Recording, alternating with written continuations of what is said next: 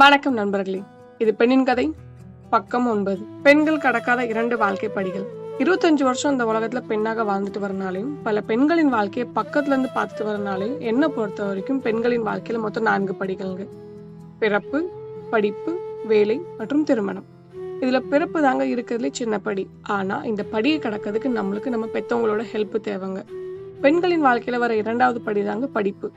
இந்த படியில நம்ம வாழ போற வாழ்க்கை தாங்க நம்மளோட 3வது படி மற்றும் 4வது படியில நம்ம வாழ்க்கை எவ்வளவு ஹாப்பியா இருக்குங்கிறத டிசைட் பண்ணும். அதனால தாங்க என்னை பொறுத்த வரைக்கும் இந்த படி தாங்க crucial stages of women's life.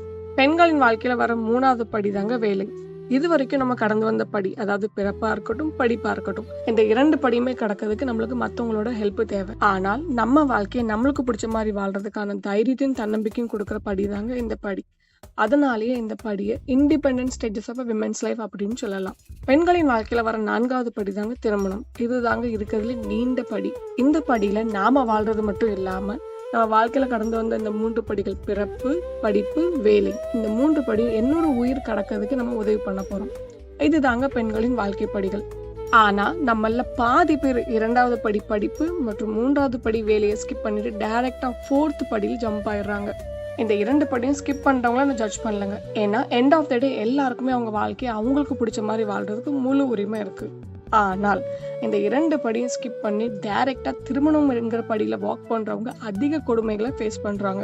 இதுக்கு best example Monday to Friday telecast ஆகிற ஒரு 1 hour ரியாலிட்டி ஷோல வர பாதி பெண்களின் வாழ்க்கையில் நடக்கிற கொடுமைக்கு காரணம் அவங்க இந்த 2 படியும் ஸ்கிப் பண்ண காரணம் தாங்க. ஈவன் அந்த ஷோவை ஆங்கர் பண்ற அந்த விமன் கூட ஆப்போசிட்ல உட்காந்துருக்க ஒரு பெண் அவங்க வாழ்க்கையில் நடந்த கொடுமை சொல்ல வரும்போது அவங்க கேட்குற முதல் கேள்வி என்ன தெரியுமா?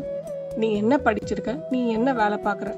ஏன்னா சம்மர் அவங்களுக்கே தெரியும் இந்த ஷோல கஷ்டத்தோட வர பாதி பெண்கள் இந்த 2வது மற்றும் 3வது படியை ஸ்கிப் பண்ணனாலதான் அவங்க வாழ்க்கையில இவ்வளவு கஷ்டம் அனுபவிக்கிறாங்க.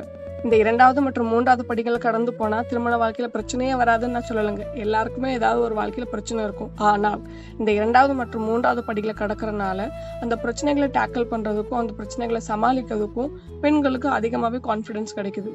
கஷ்டம் மட்டும் இல்லைங்க, இந்த படிப்பு மற்றும் வேலைங்கிற படியை ஸ்கிப் பண்ற பெண்களின் வாழ்க்கையை வாழ்வதற்கான கண்ட்ரோல் அவங்க கையில இருந்து பறிக்கப்படுதுங்க.